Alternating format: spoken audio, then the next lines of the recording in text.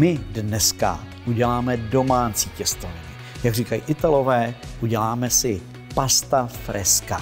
To znamená čerstvou pastu, čerstvé těstoviny. Připravit těstoviny je, dá se říct, triviální záležitost a zvládne to kdekdo. No, je třeba trošku síly, ale když máme moderní techniku, ta nám to všechno umíchá. A recept, ten si budete pamatovat na první dobrou. Dáte 1 vejce a 100 gramů mouky. Jenom je dilema, kterou mouku použít. Italové samozřejmě používají jenom hladkou a na vyvalování potom, dá se říct, skoro tu naší hrubou, jakoby říkají semolína. A nebo hrubou, která se používá v našich krajích. Tak já mám zlatou střední českou cestu, používám mouku polohrubou, ale nechám to na vás, jakou použijete. Tak ještě jednou, 100 gramů na 1 vejce. Mám tady 4 vejce, dám je do mísy, přidám 400 gramů mouky a umíchám měkčí těsto a potom podle toho, jak ta vejce a jak ta mouka spolu se svážou a reagujou, případně malinko mouky ještě přidám. Tak jdem na to.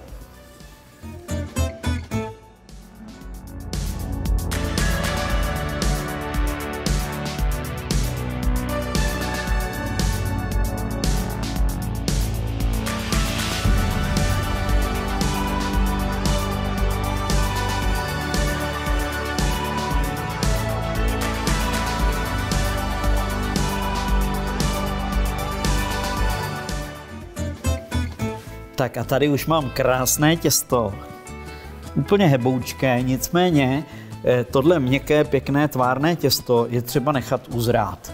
Ideálně 20-30 minut, zabalit do mikroténového sáčku, aby neoschlo, no a nechat v lednici anebo v pokojové teplotě, to už záleží na vás, ale já to zpravidla dávám do ledničky. Italové někdy do tohohle základního těsta přidávají i olej.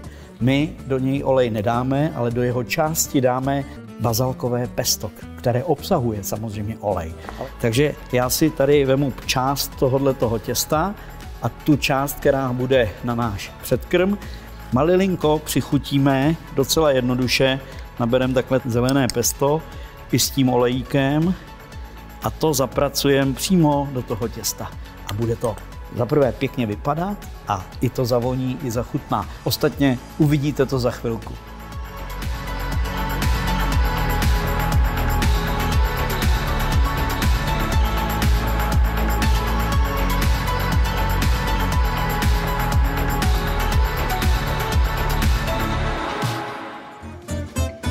Tak naše pesto je zapracováno do těsta a máme tady všechno připraveno na náš předkrm, na ten salátek.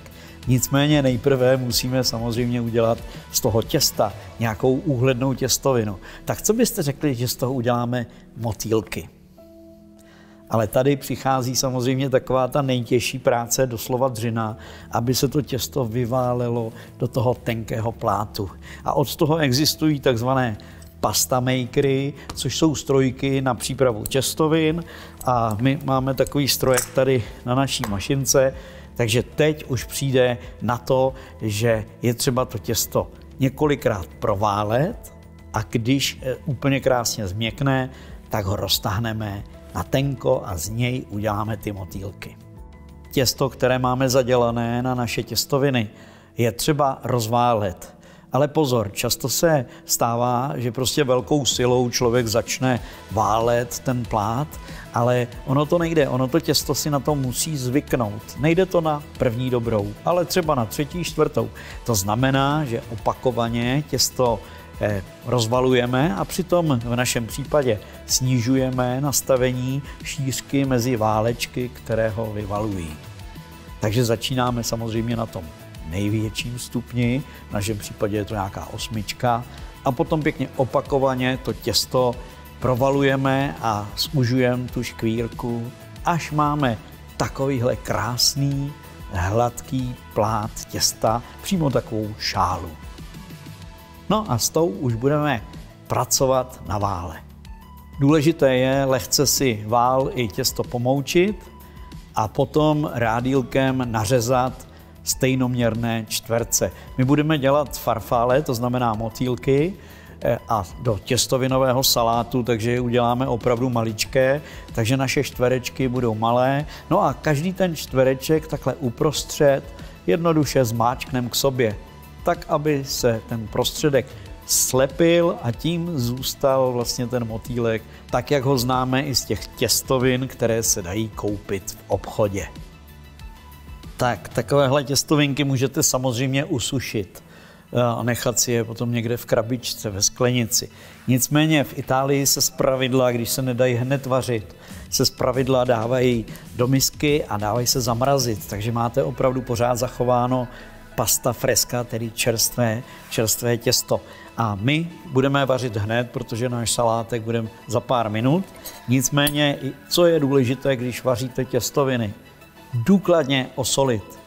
Ital řekne jako mořskou vodu, já tedy to porovnání nemám, protože moře nemáme po ruce, nicméně vidíte 2 velké lžíce soli do, řekněme, 3 litrů vody úplně v pohodě.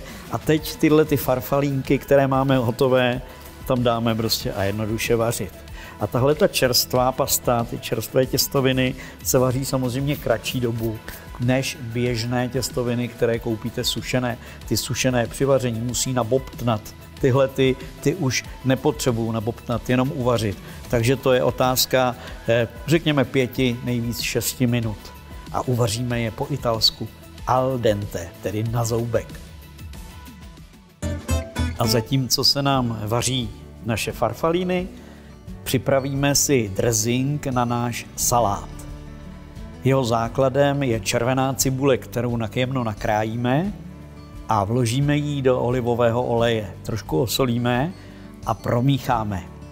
Ale pozor, solit jenom malinko, protože teď ještě do tohoto základu dressinku přijdou ančovičky, což jsou úžasné solené a sušené rybičky, které jsou mimochodem velice zdravé. A ty nasekáme na drobno a přidáme je také do tohoto základu a pěkně všechno promícháme s tím, že ta cibule díky tomu osolení pustí šťávu, změkne a v tom salátu nebude čpavá. No a potom si připravíme další suroviny. To znamená, že nakrájíme na drobné kousky sušená rajčata, na jemné takové půlkolečka, tak jak ten řapíkatý celer se příjemně krájí, a na kostičky nakrájíme okurku salátovou a potom do toho ještě všeho zamícháme trošku rajčatového protlaku, nebo v našem případě je to passata. Takže ta nám to všechno dohromady pěkně spojí a ochutíme to ještě octem, samozřejmě když si hrajeme na Itálii, tak octem, který se jmenuje Aceto Balsamico di Modena, je to z hroznů vyrobený ocet.